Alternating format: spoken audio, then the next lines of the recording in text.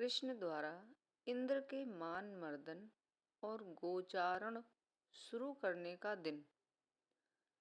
शास्त्रज्ञों एवं आचार्यों के अनुसार कार्तिक मास की शुक्ल पक्ष की अष्टमी को गोपाष्टमी के रूप में मनाया जाता है।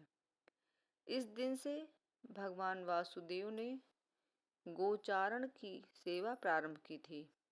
इसके पूर्व वे केवल बछड़ों की देखभाल करते थे। गोपाष्टमी व्रज में भारतीय संस्कृति का एक प्रमुख पर्व है।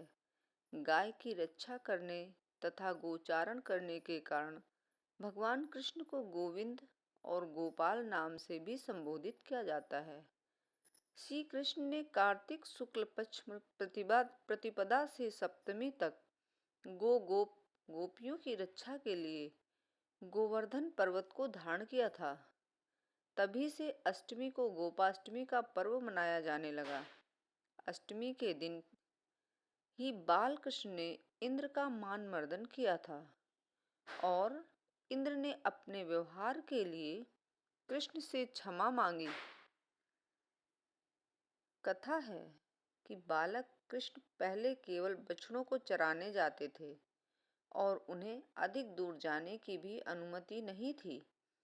इसी दिन बालक कृष्ण ने माँ यशोदा से गायों की सेवा करने की इच्छा व्यक्त की और कहा कि माँ, मुझे गाय चराने की अनुमति चाहिए।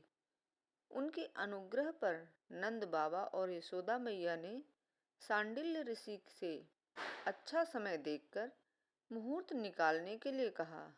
ऋषि ने गाय चराने जाने के लिए जो समय निकाला वह गोपाष्टमी का शुभ दिन था। यशोदा मैया ने कृष्ण को अच्छे से तैयार किया, उन्हें बड़े गोप सखाओं जैसे वस्त्र पहनाए, सिर पर मोर मुकुट, पैरों में पैजनियां पहनाई। परंतु जब मैया उन्हें सुंदर सी पादुका पहनाने लगी तो वे बोले, यदि वे सभी गौओं और गोप सखाओं को भी पादुकाएं पहनाएंगी तभी वे भी पहनेंगे। कान्हा के इस प्रेम पूर्वक व्यवहार से मैया का हृदय भर आया और वे भाव विभोर हो गईं। इसके पश्चात कृष्ण ने गायों की पूजा तथा प्रदक्षिणा करते हुए साष्टांग प्रणाम किया और बिना पादुका पहने गोचारण के लिए निकल पड़े। व्रज में किंवदंती यह भी है कि राधा रानी भी भगवान के साथ गोचारण के लिए जाना चाहती थी, परंतु स्त्रियों को इसकी अनुमति नहीं थी। इसलिए वे और उनकी सखियां गोप सखाओं का भेष धारण करके उनके समूह में जा मिली, परंतु भगवान ने राधा रानी को तुरंत पहचान लिया।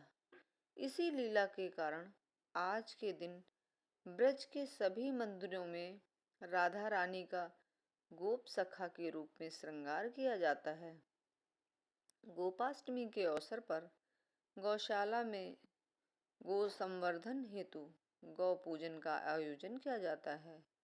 गौ माता पूजन कार्यक्रम में सभी लोग परिवार सहित उपस्थित होकर पूजा अर्चना करते हैं। महिलाएं श्री कृष्ण की पूजा कर गौओं को तिलक लगाती हैं। गायों को हरा चारा, गुड़ इत्यादि खिलाया जाता है तथा सुख समृद्धि की कामना की जाती है। जय श्री कृष्णा।